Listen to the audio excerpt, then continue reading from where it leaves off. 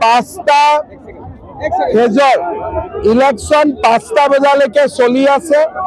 5টাৰ আগলৈকে ইলেকশ্যনৰ ৰিজাল্টৰ ওপৰত কোৱাটো উচিত নহয়। 5টা বজাৰ পিছত মই কম। সংখ্যালঘু আছে, সংখ্যাগুৰু আছে।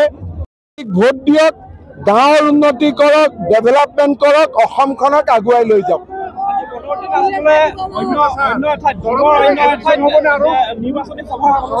কোন জায়গাত দেখক, বদৰুদ্দিন আজমলে নিজৰ কাম কৰক, মই নিজৰ কাম কৰিম। আমিতো জিকিমে 100%।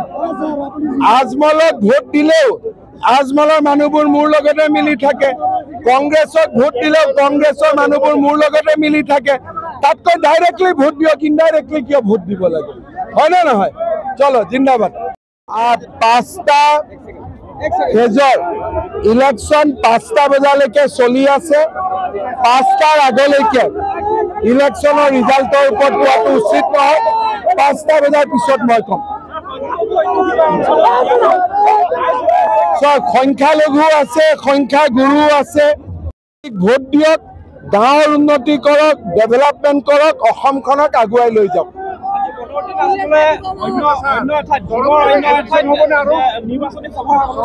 কোন জায়গাত দেখক, বদৰুদ্দিন আজমলে নিজৰ কাম কৰক, মই নিজৰ কাম কৰিম। আমিতো জিকিমে 100%। আজমলক ভোট দিলেও আজমলৰ মানুহবোৰ মোৰ লগতে মিলি থাকে।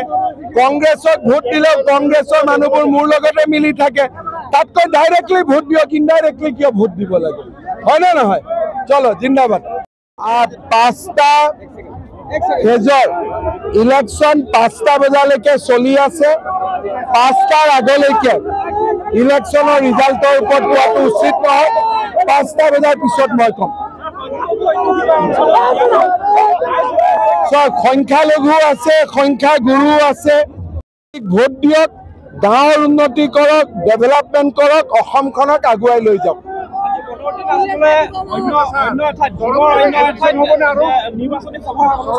কোন জায়গাত দেখক, বদৰুদ্দিন আজমলে নিজৰ কাম কৰক, মই নিজৰ কাম কৰিম। আমিতো জিকিমে 100%।